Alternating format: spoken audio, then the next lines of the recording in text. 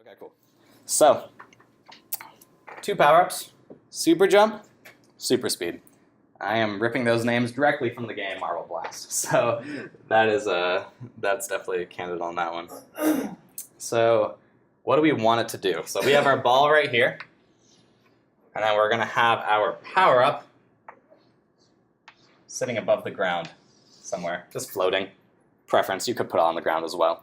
So what we want to do is whenever this ball crashes into it, so whenever it sort of will go inside of it, we want to just go boom and push the ball upwards.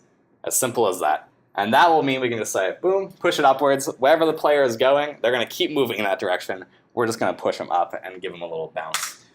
So let's do that.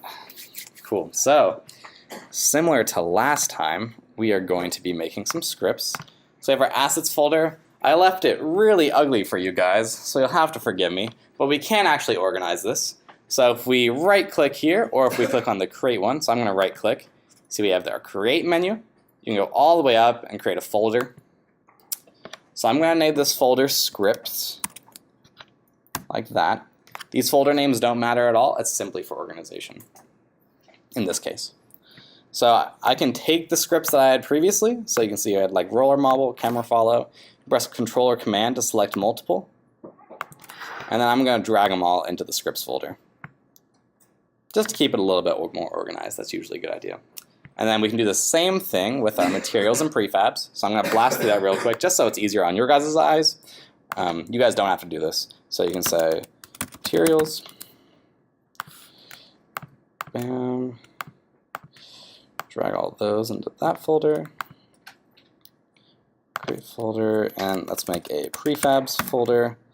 And drag all the prefabs that I have in there. And in addition, we probably want to make a scenes folder. So something specific with the scenes folder, or with any folder for that matter, is if you press an underscore in front of it and then type in scenes, you can see that after I drag these both in, the scenes folder is at the very top of all of them. And that's because it's organized alphabetically. So for any important folders that you know you're going to be using a lot, putting an underscore in front can be a really nice way to organize it. Like all my important folders get an underscore and get placed at the top. So your scenes are usually something pretty important. Cool. So now we have this. I'm going to go into my scripts folder. I'm going to make a new one. So let's go into your scripts folder, right-click, create C# script. And then I'm going to call it SuperJump. Awesome. And after that's done, you can double-click on it. And for me, MonoDevelop will open. For you, it might be Visual Studio. Depends on your scenario. I'm going to make this one full screen as well. Size that up. Can everybody see that? It's pretty big, I hope so. Okay, awesome. So let's think about it a little bit. How are we going to do this? So there's a few ways. There's a few ways we could tackle it.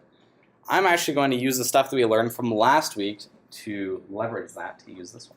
So last week we had our teleport zone that we created, and whenever the ball hit the teleport zone, then it would get moved to a different position. So in this case, we can do a similar thing where whenever someone hits the power-up, then we do something to it. So in this case, it would be push it upwards. So I'm going to delete all this. I like starting with a fresh slate usually. So delete that, give myself some space. So yeah, so if you guys remember from last time, we do void on trigger enter, and then you type in collider other.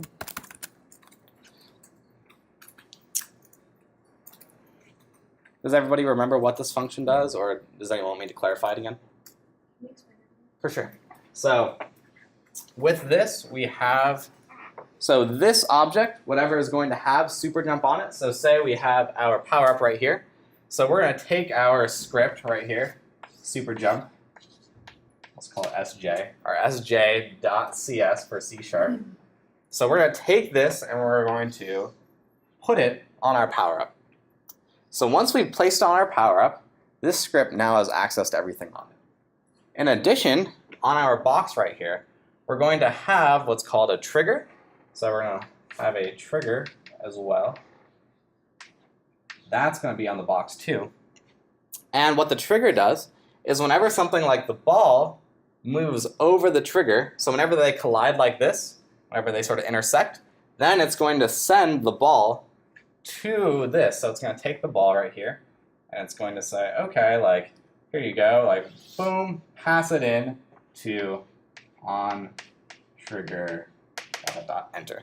So it's going to pass the ball in, and it's going to pass it as collider other right there. So it's going to give it the name other and say, boom, here you go. Now SuperJump can deal with it and do whatever it wants to this ball that just collided with it. So after we've done that, then we get right to this point, and now we can do whatever we like with other. Cool. Something to note about this is that this is by no means specific to the ball. So if, for instance, we had like another ball, just one that was dropping out of the sky and fell down onto this trigger, it would get boosted too, because we're not doing anything to discriminate versus the player or just a random ball. Anything that collides with it will get boosted in the air based on the script. But we can actually avoid that.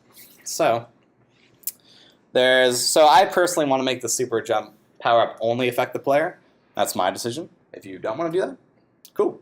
You can make it affect anything. That's also pretty sweet, to be honest. But it's a good learning exercise to see how to take out everything else. So if we go back to Unity, and I'm going to go to our standard assets, click on characters, and I'm going to drag in my roller ball, similar to last time. Go to prefabs and just pop it over there. Yeah. So if I do this, that works out fine. It's good. We have our ball in the scene. I think my camera's probably in a pretty awkward position, but yeah, if I press play, then I can move around similar to last time. Still our same old rollerball that we know and love. But now what we can do is when we click on the ball, we can notice over in our specter here, there are two attributes at the top here called tag and layer. So tag means you can click on this and you can add a tag. So I could say maybe I want to add a tag that would be like rollerball, or it could be ground, or you could tag things with anything you want.